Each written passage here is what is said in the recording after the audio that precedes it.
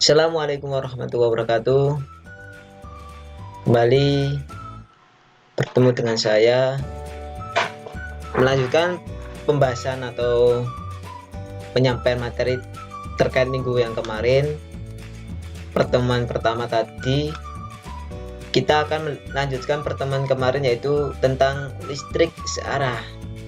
Jadi yang kita bahas terkait pada pembelajaran hari ini yaitu terkait listrik searah. Tetap mungkin ada perbedaan yang kita jelaskan nanti, yaitu di bagian mungkin subbab-subbabnya itu masih kita lebih perdalam lagi.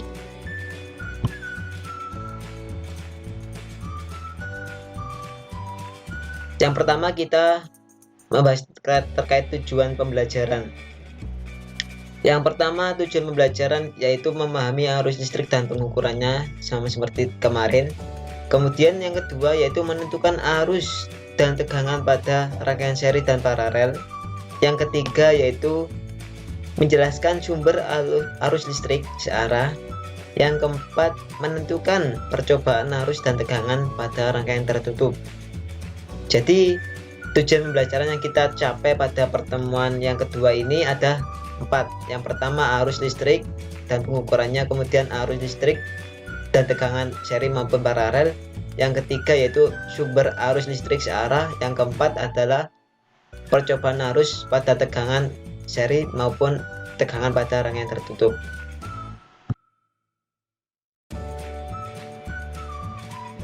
Pengertian arus searah. Arus searah atau direct current atau DC adalah aliran elektron yang bergerak dari titik dengan energi potensial tinggi ke titik lain yang energi potensial lebih rendah. Jadi arus searah di sini potensial tinggi di sini yaitu mulai dari titik tertinggi atau kutub yang tertinggi yaitu kutub negatif ke kutub yang paling rendah yaitu kutub positif. Salah satu contoh penggunaan listrik arus searah adalah penyaluran tenaga listrik komersil pertama yang dibuat oleh Thomas Alva Edison pada akhir abad ke-19. Selain itu ada juga generator komersil pertama di dunia yang bersama-sama menggunakan arus DC. Gejala-gejala kelistrikan. Pertama ada hukum Faraday. Hukum Faraday menempati urutan kedua pada hukum listrik arus searah.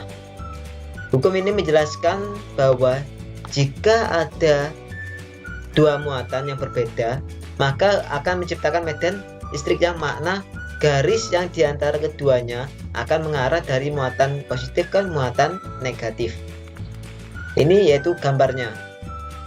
Jadi untuk gambarnya ini bisa dilihat teman-teman ya semuanya.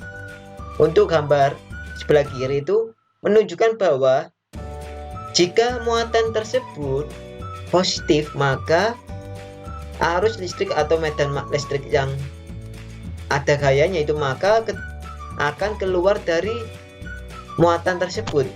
Sebaliknya jika muatan tersebut negatif dengan medan magnet positif, maka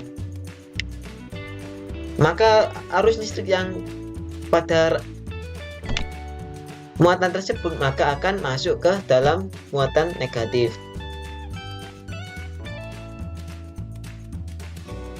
Gejala-gejala listrikan yang kedua yaitu hukum Oersted. Selanjutnya hukum yang mendasari dari listrik arus DC ialah hukum Oersted. Hukum Oersted menyatakan bahwa medan magnet akan tercipta hanya jika hubungan antara dua medan magnet dikaitkan dengan kawat yang dialiri arus listrik. Arah arus dan arah kawat pengantar memengaruhi medan magnet.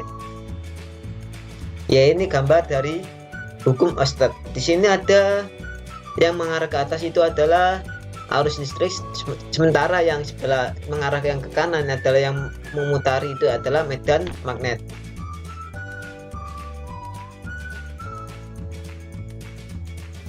Sumber arus listrik yang searah. Yang pertama yaitu generasi arus searah. Generator merupakan alat yang biasanya dipakai untuk keperluan khusus yang mengubah energi gerak menjadi energi listrik arus searah. Jadi generator di sini adalah mengubah energi gerak menjadi energi yang mengantarkan listrik yang arus searah berdasarkan rangkaian penelitian magnet atau penguat eksitasinya terhadap gerak generator. Generator arus DC dibagi menjadi 3, generator kompon, generator shunt, generator penguat terpisah. Jadi adalah 3 sumber arus listrik searah. Yang kedua yaitu termoelemen. Termoelemen adalah sebuah hal ketika perubahan suhu mengakibatkan terciptanya aliran arus listrik searah. Jadi semakin besar perbandingan suhu, maka akan semakin besar arus yang mengalir. Jadi suhunya semakin besar, maka arus yang mengalir itu jumlahnya juga semakin besar. Ini yaitu termoelemen. Namun arus yang kita produksi oleh termoelemen ini itu relatif kecil, maka termoelemen belum bisa memanfaatkan dalam kehidupan sehari-hari.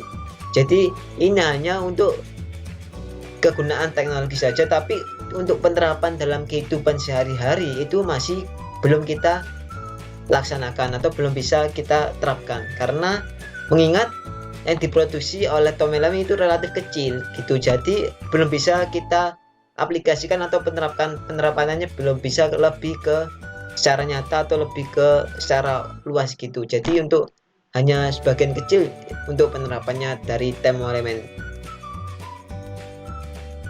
Sumber arus listrik searah yang ketiga yaitu sel surya atau sel surya. Sel fotovoltaik ialah nama lain dari sel surya, yakni alat semikonduktor yang memiliki sebuah wilayah besar dioda Pencheng Junction. Artinya dengan hadirnya cahaya matahari dapat menghasilkan energi listrik yang bermanfaat. Perubahan energi ini disebut dengan fotovoltaik. Panel surya merupakan sel surya dalam bentuk modul. Benda ini dapat diaplikasikan di atap gedung yang dihubungkan dengan inverter ke grid listrik pada sebuah pengaturan net metering. Sumber arus listrik searah, elemen elektrokimia. Proses kimia yang mendasari sumber arus listrik disebut dengan elemen elektrokimia. Pada kasus ini terjadi perubahan energi dari energi kimia ke energi listrik. Berdasarkan seberapa lama pemakaiannya, energi kimia bisa dibedakan menjadi beberapa. Ya, ini adalah rangkaian terbuka dan rangkaian tertutup yang kita jelaskan tadi di pertemuan pertama.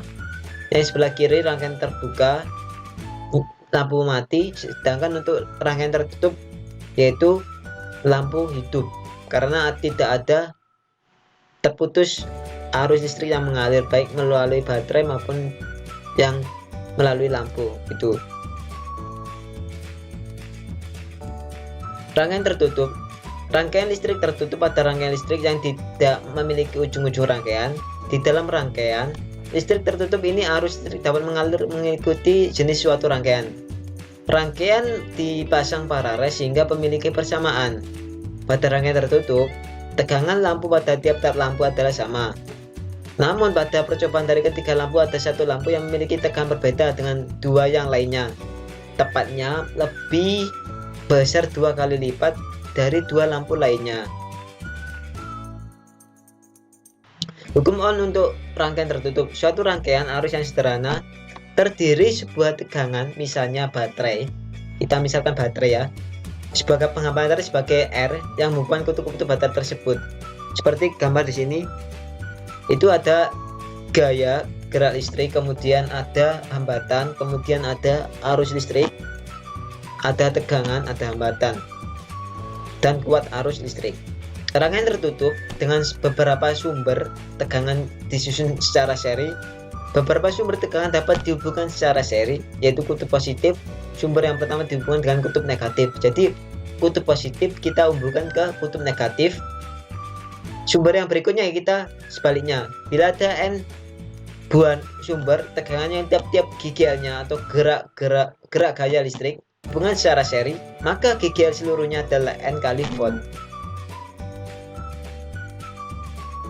Rangkaian tertutup dengan beberapa sumber dengan disusun secara paralel. Apabila N dua sumber tegangan tersebut dihubungkan secara paralel, maka GGL susunannya juga volt. Lihat gambar di bawah ini. Apabila hambatan dalam setiap sumber sama dengan R, maka hambatan dalam N sumber sama dengan 1/N itu dikali R kali Ohm. Itu gambar disusun secara paralel. Rangkaian tertutup dengan beberapa sumber tegangan disusun campuran seri dan paralel. Bila beberapa elemen N buah elemen yang di masing-masing mempunyai GGL dan tekanan dalam R disusun secara seri, sedangkan beberapa elemen M buah elemennya terjadi karena hubungan seri tadi di hubungan paralel. Lagi, maka kuat arus yang timbul adalah I sama dengan N dikali epsilon dibagi R tambah N per M besar dikali R. Itu gambar untuk disusun secara paralel dan seri campuran.